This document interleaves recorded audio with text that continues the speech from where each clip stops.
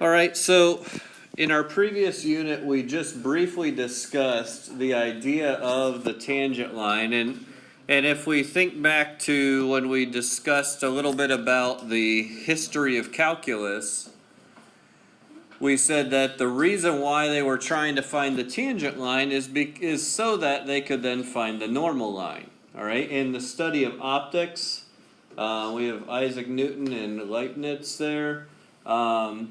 One of the things that gave birth to calculus was this study of optics and how does light bounce off of a surface or go through a lens as well. So there were multiple things there that they were using, but particularly with a mirror, you had that angle of incidence equals the angle of reflection. And we had illustrated this idea a while ago. And the whole point of finding the tangent is that the surface of the mirror, if it was flat, then it was really easy to get those angles, okay? However, when you had a mirror that was curved, like this one down here, it got more complex. So what we have to do in this case is, okay, here is a curved surface. What is the angle that surface makes at that exact moment? Okay? And once we are able to identify that, then we can identify the normal, and we get the angle of incidence equals the angle of reflection. Okay? Okay, so that's the big idea of what we're doing here. So let's just go ahead and start looking at how we would go about doing this, okay? Now, we've found a couple of these in the past already, but just as a warm-up, this is a good warm-up kind of lesson for us. If I want the equation of the tangent, remember what we're finding here. We're finding the equation of a line, okay? So, y equals mx plus b, or y minus y1 equals m times x minus x1. All right? Anytime you're trying to find the equation of a line, you have to have a slope and you have to have a point, okay? Well, the point that it's passing through, like in this case, here we have the point a, f of a.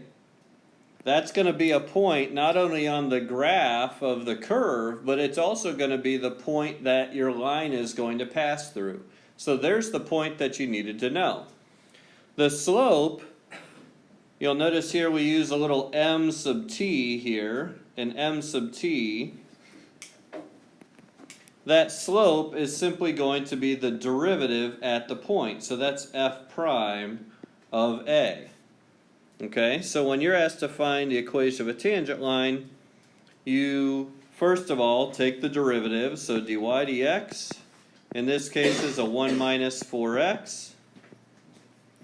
Okay. And then to get the slope of the tangent line here, we have x equal to 2, so it's 1 minus 4 times 2. So 1 minus 8 is a negative 7. So we know our slope is a negative 7. Okay? Yeah. Now we use that, and we need the point. Okay, we know the point is 2 something, so we simply plug that into our function. We have 2 minus 2 times 2 squared plus 3. So 2 minus 8 is negative 6 plus 3 is a negative 3. And we get the equation of our tangent line then. All right, we have y minus a negative 3 equals a negative 7 times x minus 2. If they don't say a particular form to use, then you can leave it like that if you want. If you want to write it as a function or in slope-intercept form, you just have to solve for y. So y is a negative 7x plus 14 minus 3 is a plus 11. So there's the equation of our tangent line. Okay? One more time just for good measure. If y is radical x plus 1, then the point we're dealing with is 4, and then square root of 4 is 2, plus 1 is 3, so 4, 3. dy dx, what's the derivative of radical x plus 1? Yeah, 1/2 x and negative 1/2, so 1 over 2, little house x. yeah. So I don't know this. That's right. 1 over 2 radical x. Alright? So now when we plug in 4, the slope of our tangent line is going to be 1 over 2 radical 4, which is 2, so it's 1 over 4. Okay? So now we have a slope, we have the point, and we can write the equation. Y minus 3 is 1/4 x minus 4. Y is a 1/4 x minus 1 plus 3, which is a plus 2. That's our point slope form. Y minus the y coordinate equals the slope times x minus the x coordinate. However you guys get equations of lines, you guys are pros at that at this point. Just do it. Okay? Now, a normal line. If you remember what the normal line is, then we're just going back to Algebra 1 stuff. Okay? The normal line is perpendicular to the tangent line. So it's still going to hit that point of tangency. So the point's going to be the same. The only difference is going to be the slope. Yeah, it's the negative reciprocal. Okay? Take the opposite and flip it. So here you see the slope of the tangent line was f prime of a, so the slope of the normal line, you'll notice they put a little m sub n here, is negative 1 over f prime of a. Okay? So, same two problems that we had previously. Again, this was the point 2, negative 3. This was the point 4, 3. Okay? The slope of the tangent line for this first one was what, a negative 7? Is that what we got? Yeah. Okay? So what's the slope of the normal line? 1 over 7. So our equation, y plus 3 equals 1/7 times x minus 2. Okay? It's really that easy. You just modify the slope. In the other one, the slope that we had gotten was 1/4 for the tangent line. So what's the slope of the normal line? Negative 4. Okay? So y minus 3 equals negative 4 times x minus 4. And there's the slope of your normal line. Okay? So, relatively simple application, you just got to make sure that you understand what you're doing. And again, it's a matter of you just got to understand what is the normal. The normal is perpendicular to the tangent, and it goes through the point of tangency. So the point's the same, the slope is the opposite reciprocal. So how is 1 over 4 negative 4? 1 over 4 does not equal negative 4. Notice those are two different things. Those are... Yeah, like I thought you put 1 over that together. Well, it's negative 1 over that. So negative 1 over 1 over 4. If you think of that as division, that's going to equal a negative 1 times 4 over 1. If you flip and multiply. Okay? So that makes it a negative 4. Okay?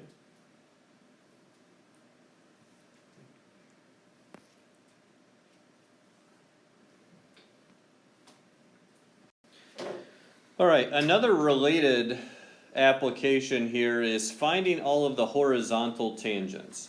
Now, as you will see in the upcoming days, the horizontal tangents are particularly useful. Okay? They're particularly useful. Notice for a horizontal tangent, the slope equals 0. So we need to find where the slope equals 0. And how do we find the slope?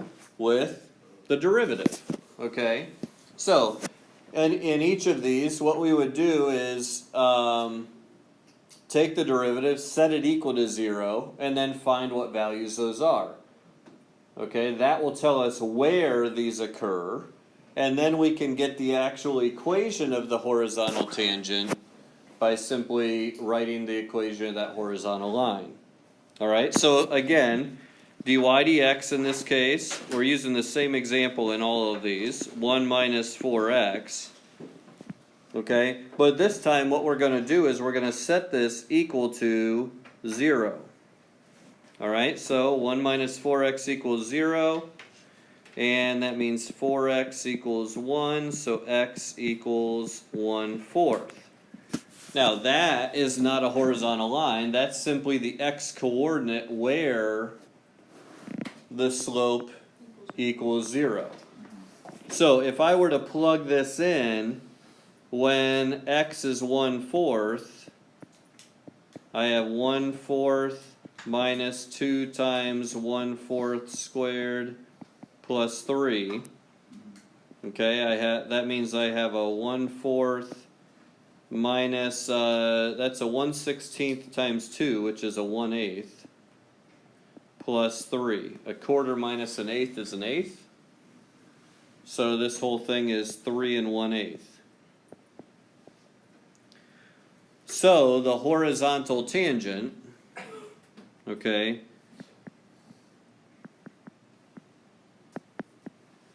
the horizontal tangent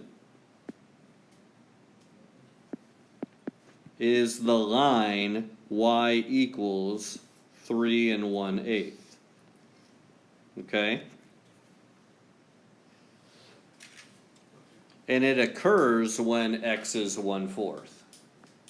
Okay? So this is when we have a horizontal tangent.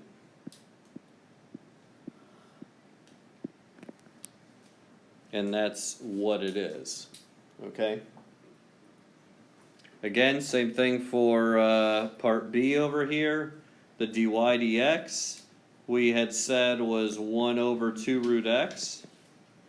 If we set that equal to 0, when will that equal 0? It's undefined. Huh? It ends up being 0 equals 1. Okay, yeah, if I tried to solve this, So it's undefined. okay, no solution. Yeah. So that means there's no horizontal tangent? That's right, okay? No solution, so there are no horizontal tangents.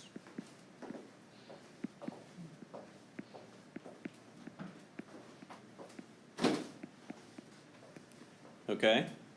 No horizontal tangents exist on that function. And once we learn what exactly happens at these horizontal tangents, that'll be even more significant. Okay? So, then we have this. This is a matter of a little bit of review also just with our logarithmic functions. How do we handle these? Okay, show that the equation of the tangent line to y equals ln of x at the point where y is -1 is y equals ex minus 2. Okay, so notice here we're given a y coordinate instead of the x coordinate. So the first thing that we need to do is find the point of contact or the point of tangency. What point are we dealing with here? Okay, when y equals -1. Alright, well that means ln of x equals -1. Okay, now how do we solve that equation?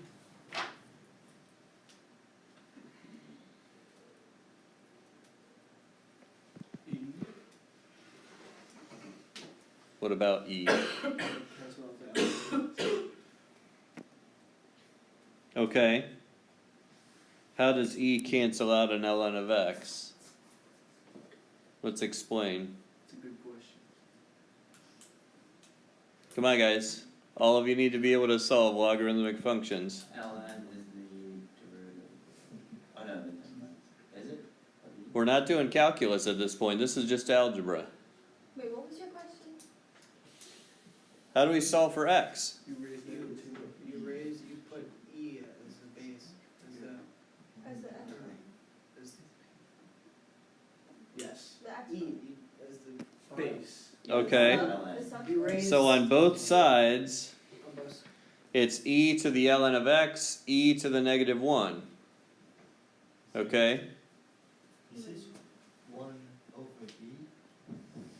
It will end up being, okay? So we have e to the ln of x equals e to the negative 1. If we make both the sides of that the power, then this e and a log base e, remember that's what ln is, will cancel each other out, and that gives us just an x.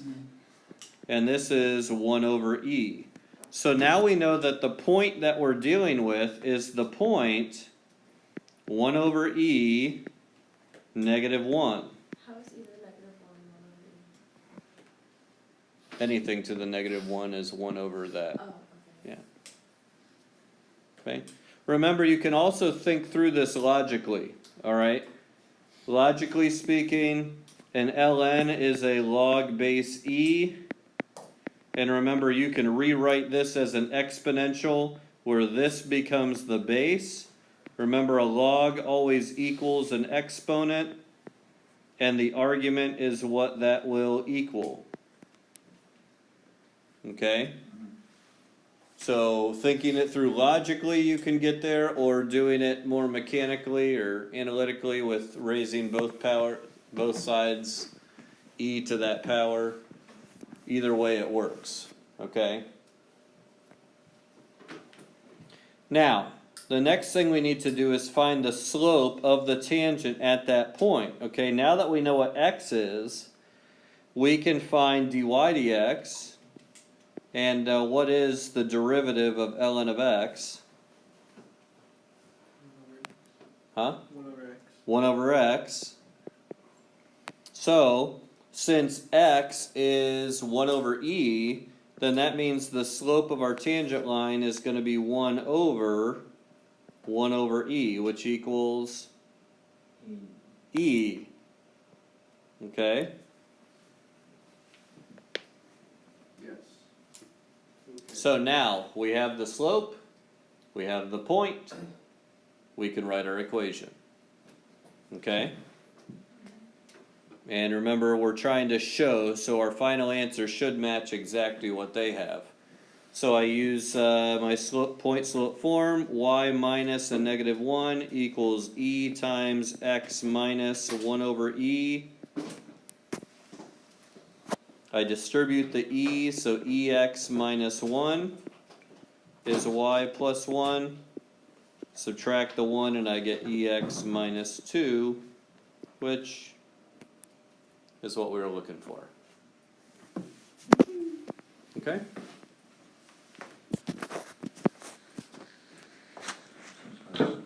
So, again, what we're doing here is much the same as what we did in our last unit. You're taking a derivative. Okay, you got the mechanics of this down.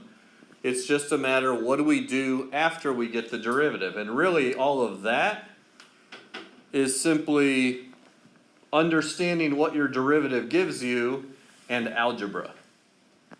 Okay? That's really all it is.